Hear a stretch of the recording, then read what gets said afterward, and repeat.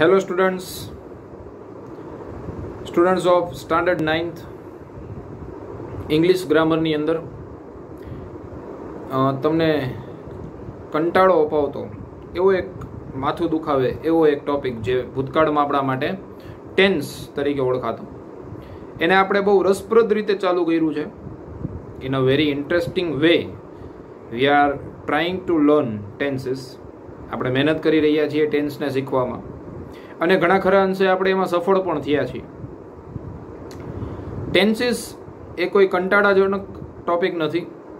જો પ્રેક્ટિકલી અને ટેકનિકલી જે રીતે આપણે ટેકનિકની સાથે શીખીએ છીએ, જો આમ શીખવામાં આવે ને તો આ ટોપિક બહુ હેલ્પફુલ છે અને બહુ યુઝફુલ પણ છે.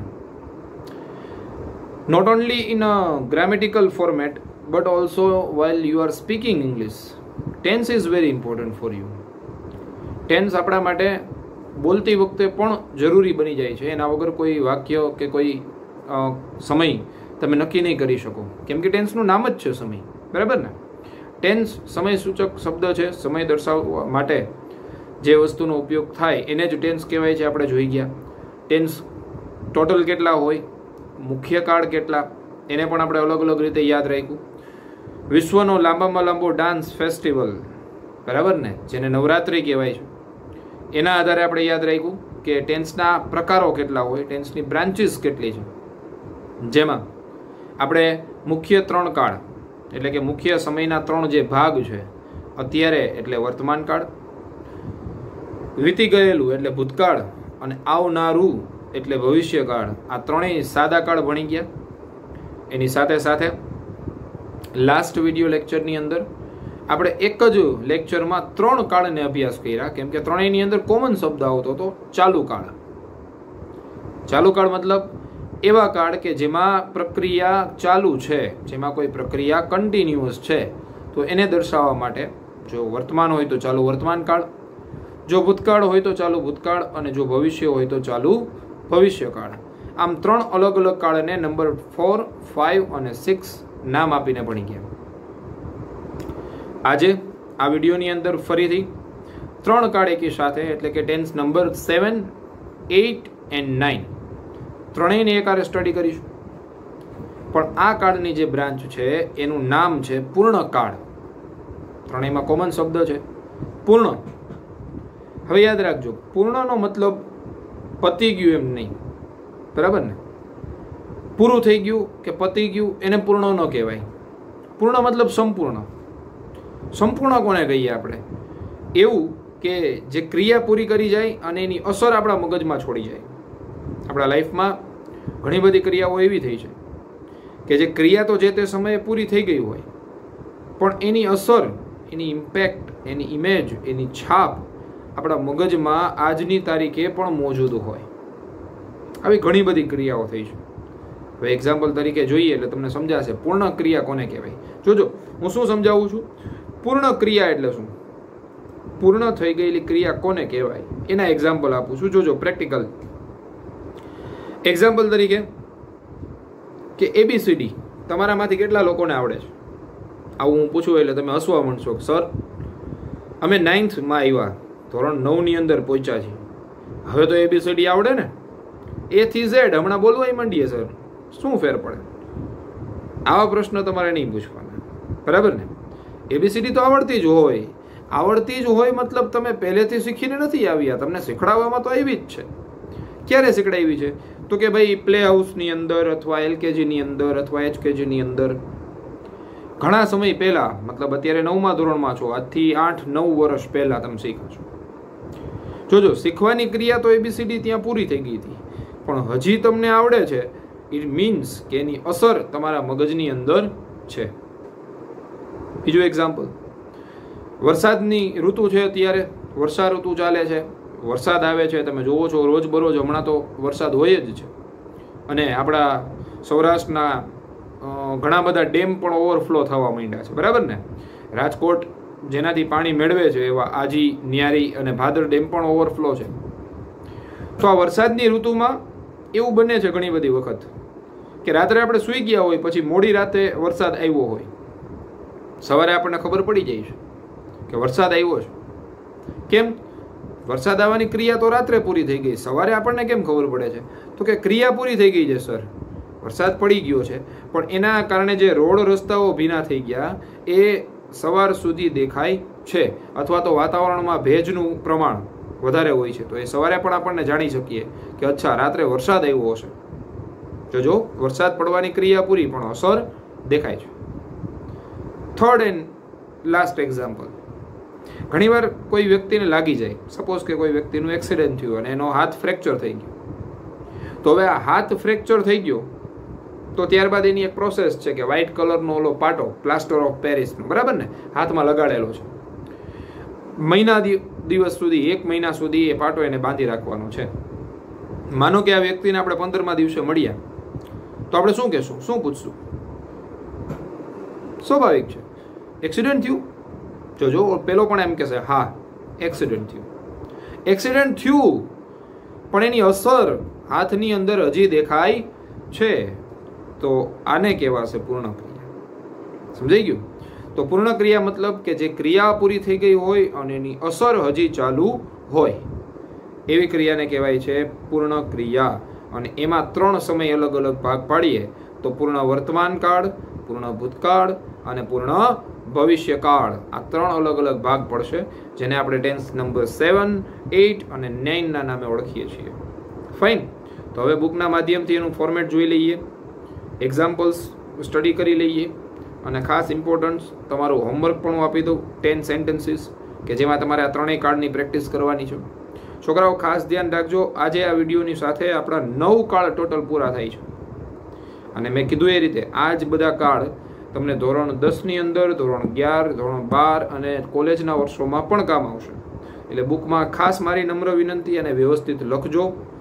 એક્ઝામમાં પણ તમને ઉપયોગી છે, બુક ચેક કરાવશું ત્યારે પણ તમારે જરૂર પડશે.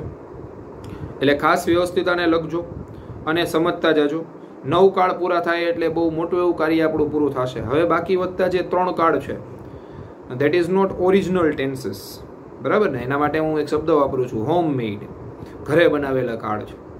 તો સમજશું એને પણ નેક્સ્ટ વિડીયોમાં. પણ એ પહેલાં આજના જે આ 3 છે 7, 8, 9, પૂર્ણ વર્તમાન, પૂર્ણ ભૂત અને પૂર્ણ ભવિષ્યકાળ, અને બુકના માધ્યમથી વ્યવસ્થિત સ્ટડી કરી લઈએ, ત્યારબાદ આગળ વધીશું.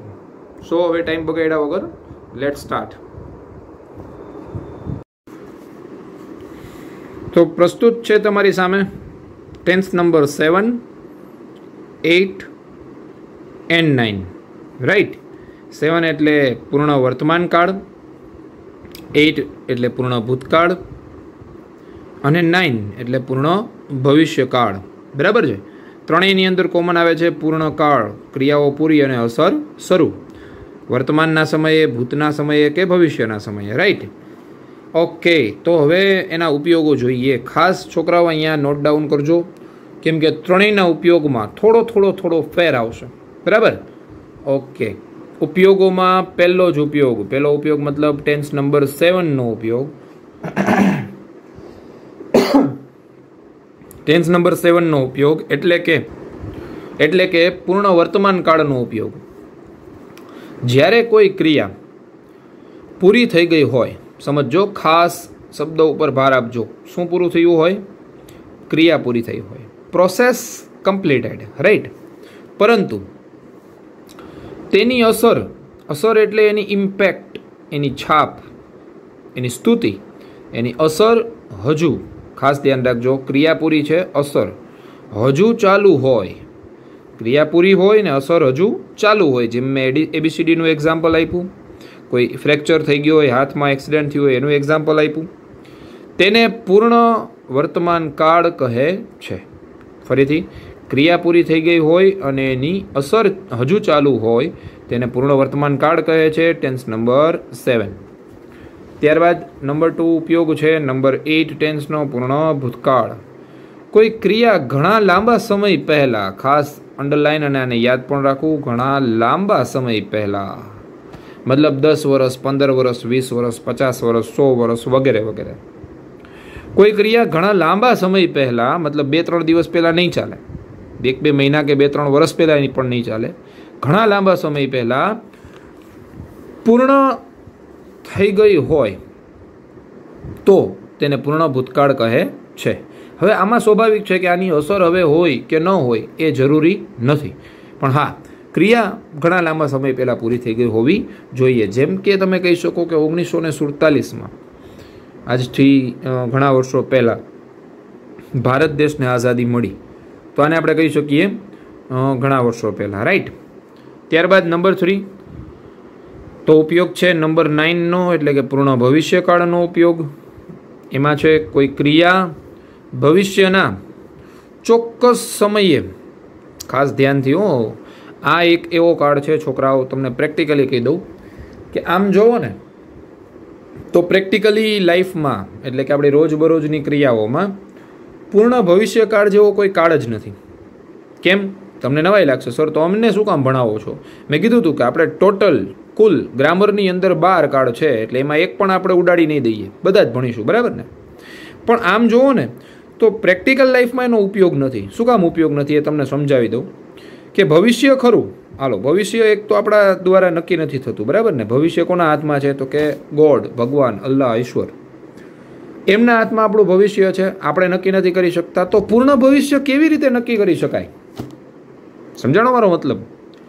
કે પૂર્ણ ભવિષ્યમાં કોઈ ચોક્કસ સમય આવશે, ક્રિયા પૂર્ણ થઈ ગઈ હશે, આવું આપણે શ્યોર કહી શકીએ નહીં, 100% આપણે કહી શકતા નથી. કેમ કે ભવિષ્યમાં શું થવાનું છે એ કુદરતને જ ખબર છે, આપણને કોઈને ખ્યાલ નથી. તો અહીંયા આનો ઉપયોગ પણ મેં એવો જ લખ્યો છે, જો કોઈ ક્રિયા ભવિષ્યના ચોક્કસ સમયે પૂર્ણ થઈ તેવો અંદાજ લગાવવા માટે. ખાસ ધ્યાન રાખજો, ગેરંટી આપણે અહીંયા આપતા નથી, સાદી સરળ ભાષામાં કહું તો વોરંટી છે. અંદાજ લગાવવા માટે પૂર્ણ ભવિષ્યકાળ વપરાય છે. તો પ્રેક્ટિકલી આ કાળ ઉપયોગમાં નથી, પણ અહીંયા હા, ગ્રામેટિકલી આપણે એનું ફોર્મેટ પણ જોઈ લઈશું. ફોર્મેટ તમને ખ્યાલ છે એવી રીતે આપણે 3 ભાગમાં જોઈએ છીએ, બરાબર ને? હકારની વાક્ય રચના, નકાર અને પ્રશ્નાર્થ. હકારમાં આપણે કરીએ છીએ પ્લસની સાઇન, નકારમાં માઇનસ અને પ્રશ્નાર્થમાં પ્રશ્નાર્થ ચિહ્ન, બરાબર? જોઈએ અહીંયા આપણી સામે છે. પેલું લઈએ પોઝિટિવ, એટલે કે પ્લસ હકાર. હકારમાં કર્તા, કર્મ, અન્ય શબ્દો, એ બધું તો એઝ ઇટ ઇઝ. ક્રિયાપદનું અહીંયા ખાસ છોકરાઓ ધ્યાન રાખજો, ક્રિયાપદ અહીંયા વપરાય છે V3. V3 નો મતલબ થાય, અહીંયા હું લખું પણ છું તમારા માટે, V3 ને ઇંગ્લિશમાં કહેવાય પાસ્ટ પાર્ટિસિપલ. પાસ્ટ પાર્ટિસિપલ એટલે પૂર્ણ કૃદંત.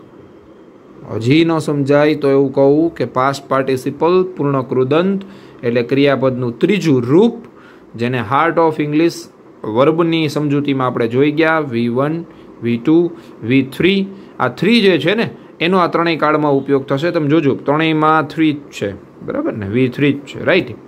V3 એટલે તમારે છોકરાઓ, મેં તમને કીધું એમ, વેરી યુઝફુલ વર્બમાંથી પાકું કરવાનું રહેશે. ગો, વેન્ટ અને ગોન, આ ગોન ત્રીજું રૂપ થાય તો ગોનને આપણે ઉપયોગ કરશું. જેમ ટેક, ટુક અને ટેકન, તો ટેકનને ઉપયોગ કરશું, બરાબર ને? તો ત્રીજું રૂપ તમારે અહીં યાદ રાખવાનું થશે. એ સિવાય નવા શબ્દોમાં છે આપણી પાસે અહીંયા સહાયકારક ક્રિયાપદમાંથી લઈ આવેલા હેવ અથવા હેઝ, વર્તમાન હોય તો, ભૂતકાળ હોય તો હેડ, અને ભવિષ્ય હોય તો શેલ હેવ અથવા વિલ હેવ. યાદ રાખજો, આ અલગ નથી, એક જ છે, વિલ હેવ અને શેલ હેવ. ફાઇન. હવે ક્યારે હેવ અને ક્યારે હેઝ જો એ પ્રશ્ન થતો હોય, સ્વાભાવિક છે આ પ્રશ્ન થશે, તો યાદ રાખજો ત્રીજો પુરુષ એક વચન, માત્ર ને માત્ર ત્રીજો પુરુષ એક વચન, એટલે કે હી, શી, ઇટ અથવા કોઈ એક વચન નામ. ફરીથી, હી, શી, ઇટ અથવા તો કોઈ એક વચન નામ જ્યારે આપેલું હોય ત્યારે જ હેઝનો ઉપયોગ કરવો, બાકી બધામાં હેવ. હા, હેડમાં આવું વિચારવાનું નથી અને આમાં પણ આવું વિચારવાનું નથી. તો વાક્યરચના યાદ કરાવી દઉં. હકારની વાક્યરચના છે કર્તા, હેવ અથવા હેઝ, બેમાંથી કોઈ એક. V3 કર્મ અને અન્ય શબ્દો. ભૂતકાળ કરીએ આપણે પૂર્ણ ભૂતકાળ તો હેવ હેઝની જગ્યા હેડ લઈ લેશે, અને ભવિષ્ય કરીએ તો શેલ હેવ અને વિલ હેવ આવી જશે. ત્યારબાદ માઇનસ એટલે કે નેગેટિવ વાક્યરચના કરતા નોટ આવી જશે. આગળના લેક્ચરમાં મેં તમને શીખડાવ્યું છે, નોટ હંમેશા કેટલામાં નંબર ઉપર? યસ, ત્રીજા નંબર ઉપર. રાઈટ. તમે આન્સર આપો એના માટે હું વચ્ચે બ્રેક લઉં છું. ત્રીજા નંબર ઉપર નોટ હંમેશા હેવ હેઝ ઉપરની જેમ, ભૂતકાળ હોય તો હેડ, ભવિષ્ય હોય તો શેલ હેવ, વિલ હેવ, અને ઓફકોર્સ ક્રિયાપદનું ત્રીજું રૂપ. તમે આ વાક્યરચના વ્યવસ્થિત નોટ ડાઉન કરજો જે મેં લખેલી છે. એટલા માટે હું વચ્ચે કેમેરો પણ એમ જ રાખું છું બુકની સામે. ત્રીજું અને છેલ્લી વાક્યરચના છે પ્રશ્નાર્થની વાક્યરચના. બરાબર ને? તો પ્રશ્નાર્થ વાક્યરચનામાં આ બધા જ સહાયકારક ક્રિયાપદો ક્યાં આવી જાય છે? તો કે ભાઈ શરૂઆતમાં આવી જાય છે. શરૂઆતમાં આવી જશે હેવ અથવા હેઝ, પૂર્ણ ભૂતકાળ હોય તો હેડ, અને પૂર્ણ ભવિષ્યકાળ હોય તો શેલ હેવ અથવા વિલ હેવ. રાઈટ. શરૂઆતમાં આવી જશે. અને ત્યારબાદ આવી જશે કર્તા. કર્તા પછી V3, V3 પછી કર્મ, કર્મ પછી અન્ય એટલે અન્ય શબ્દો, અને પ્લસ પ્રશ્નાર્થ ચિહ્ન અહીંયા ભૂલાય નહીં, કેમ કે પ્રશ્ન વાક્ય રચના છે. ફાઇન. તો આ થઈ ગઈ આની વાક્ય રચના ત્રણેય કાળની એકી સાથે. ફરીથી have has had shall have will have આ જ યાદ રાખવાનું છે. ક્રિયાપદ તો ત્રણેયમાં સરખું જ છે. પણ હજી ન સમજાય તો ચિંતા ન કરતા, કેમ કે એક્ઝામ્પલ્સ અભી બાકી હે મેરે દોસ્ત. Here are your examples. Example number 1. પહેલું એક્ઝામ્પલ છે I have finished my lunch. મેં મારું ભોજન પૂરું કર્યું. તો ભોજન પૂરું થયું અને એની અસર, એની એનર્જી, એની શક્તિ મળવાનું હજી ચાલુ છે. એવી જ રીતે એને નકાર બનાવીએ તો આ જ વાક્ય હકાર હતું, એને નકાર બનાવવું હોય. જોજો, આ ધ્યાનથી જોઈ લેજો, કેમ કે હોમવર્કમાં તમારે આ જ કામ કરવાનું હોય છે. બરાબર ને? I have finished my lunch. નકાર વાક્યનું બને છે I have not. બસ ત્રીજા ક્રમે ખાલી નોટ મૂકી દેવાનું. જોજો, યાદ રાખજો, ત્રણેય વાક્ય પૂર્ણ વર્તમાન કાળના જ છે, ખાલી વાક્ય રચના અલગ અલગ છે. પહેલામાં હકાર, બીજામાં નકાર, અને પછી પ્રશ્નાર્થ. બરાબર? ફરીથી I have finished my lunch. બીજું વાક્ય છે I have not finished my lunch. અને એને પ્રશ્ન બનાવીએ તો હેવ છે એને આગળ લઈ લઈએ. Have I finished my lunch? પ્રશ્નાર્થ છે. જો આ સમજાઈ ગયું હોય તો બીજું એક્ઝામ્પલ સમજાશે. બહુ ટૂંકમાં લખેલું છે. રાહુલ હેડ કમ. હેડ આવ્યું એટલે પૂર્ણ ભૂતકાળ. નેગેટિવ બનાવો તો હેડ પછી ખાલી નોટ એડ કરવાનું. Rahul had not come. અને પ્રશ્ન બનાવો તો હેડ રાહુલ કમ. રાઈટ? પ્રશ્નાર્થ ચિહ્ન. ખાસ ધ્યાન રાખજો ભવિષ્યમાં. આની આગળ પણ મેં તમને કીધું હતું, ચાલુ ભવિષ્યકાળમાં પણ ધ્યાન એમાં જ રાખવું પડે આપણે. We shall have completed this year. કદાચ આપણે આ વર્ષ પૂરું કરી શકીએ. બરાબર ને? કોરોનાની મહામારીને કારણે આપણને ખ્યાલ છે પરિસ્થિતિનો. તો કદાચ આપણે આ વર્ષ પૂરું કરી શકીએ. પૂર્ણ ભવિષ્યકાળ. નેગેટિવ બનાવો ને તો ખાસ ધ્યાન રાખજો, શેલ હેવ ની વચ્ચે મૂકી દેવું પડશે નોટ. પણ આપણે યાદ રાખીએ છીએ ને અલગ રીતે. કેવી રીતે? નોટ હંમેશા ત્રીજા ક્રમે. વી, શેલ, પછી ત્રીજો નંબર નોટ, પછી હેવ, પછી કમ્પ્લીટેડ, પછી ધીસ યર, ફૂલ સ્ટોપ. પ્રશ્ન બનાવો તો શેલ આગળ આવશે માત્ર. Shall we have completed this year? પ્રશ્નાર્થ ચિહ્ન. બરાબર? તો અહીંયા નોટ આવતું નથી, પણ શેલ આગળ વયું જાય છે. આ થઈ ગયા આપણા ત્રણેય એક્ઝામ્પલ, ત્રણેય કાળના અલગ અલગ. હવે ટાઈમ છે, it's time for your homework. Right? હોમવર્કને જોઈએ. હોમવર્કના વાક્ય તમને સમજાવી પણ દઉં અને એક વાક્ય સોલ્વ પણ કરી દઉં કેવી રીતે કરવું. જેમ ચાલુ કાળમાં આગળ તમે પ્રેક્ટિસ કરી ગયા એ જ રીતે અહીંયા વાક્યની પેટર્ન મેં એ જ રીતે આપેલી છે, તો તમને સમજાઈ જશે. I hope so. તમે લખી પણ લેજો આ વાક્યોને. પહેલું વાક્ય છે I have taken a break. બીજું વાક્ય પૂર્ણ ભૂતકાળનું વી હેડ સીન ધીસ. અને ત્રીજું વાક્ય પૂર્ણ ભવિષ્યકાળનું હી વિલ હેવ કમ. હવે તમારે શું કરવાનું છે? તો કે પહેલું પૂર્ણ વર્તમાનકાળ છે અને એનું કેવું વાક્ય છે? તો કે એનું સર હકાર વાક્ય છે. તો તમારે એને બનાવવાનું નકાર અને પ્રશ્નાર્થ, એટલે બે વાક્ય બનશે. ઓકે. બીજામાં પણ એવું છે હકાર વાક્ય, તો નકાર અને પ્રશ્નાર્થ. આમાં પણ નકાર અને પ્રશ્નાર્થ, પણ કાળ બદલી જાય છે. જોજો, એક વાક્ય હું તમને સોલ્વ કરી બતાવી દઉં. I have taken a break. Negative બનાવો તો આવું બનશે I have not taken a break. અને પ્રશ્ન બનાવીએ તો have I taken a break, પ્રશ્નાર્થ ચિહ્ન. બરાબર, આ રીતે બધા જ વાક્ય બનાવવાના રહેશે. બોલી જાઉં છું હું તમારી સહેલાઈ માટે. Roy has not sung a song, આમાં 3 નેગેટિવ હશે. Roy has not sung a song. Rahul had not drawn this picture, રાહુલે આ પિક્ચર દોરેલું નથી ક્યારેય ભૂતકાળમાં. Jay will not have gone to Surat, Jay ભવિષ્યમાં સુરત જવાનો નથી. તો આ નકાર છે ત્રણેય, તો તમારે બનાવવાના રહેશે હકાર અને પ્રશ્નાર્થ. યસ. ત્યારબાદ 7, 8, 9. હેઝ નેહા મેડ ધીસ, શું નેહાએ આ બનાવેલું છે? હેડ નેહા એક જ વાક્ય રાખ્યું છે, મિસ્ટેક ન આવે એના માટે. હેડ નેહા મેડ ધીસ અને will Neha have made this, question mark. જોજો અહીંયા વિલ અને હેવ છૂટા પડી ગયા. બરાબર. 10મું અને છેલ્લું વાક્ય, for your more practice, I have never scene this movie, મેં આ મૂવી ક્યારેય પણ જોયેલું નથી. તો ક્યારેય નેવર તરીકે લખાશે. બરાબર, પણ નેવરને તમારે અહીંયા નેગેટિવ જ સમજવાનું. Is equal to not, not ના બરાબર છે. રાઈટ. તો અહીંયા તમારા 10 હોમવર્કના વાક્ય પૂરા થાય છે. તમારી સામે મૂકેલા છે મેં 10 વાક્ય, અહીંયા પૂરા થઈ જશે. આ પૂરા કરી લ્યો એટલે આની સાથે મેં તમને કીધું એ રીતે પૂરા થાય છે આપણા 9 કાળ, જે બહુ મોસ્ટ આઈએમપી હતા. 9 કાળ આવડી ગયા હશે તો અને તો જ હવેના 3 કાળ આવડશે. પણ ઉસકે લીએ પિક્ચર અભી બાકી હે મેરે દોસ્ત. ફાઇન. લાસ્ટ લેક્ચર હવે હશે આના પછી ટેન્સનો. ટેન્સ એમાં 100% પૂરા થઈ જશે. તો મળીએ નેક્સ્ટ વિડીયો લેક્ચરની અંદર, જે ટેન્સનો છેલ્લો લેક્ચર હશે. પછી કોઈ નવો ટોપિક સ્ટાર્ટ કરીશું. Till then stay at home, stay safe, good by.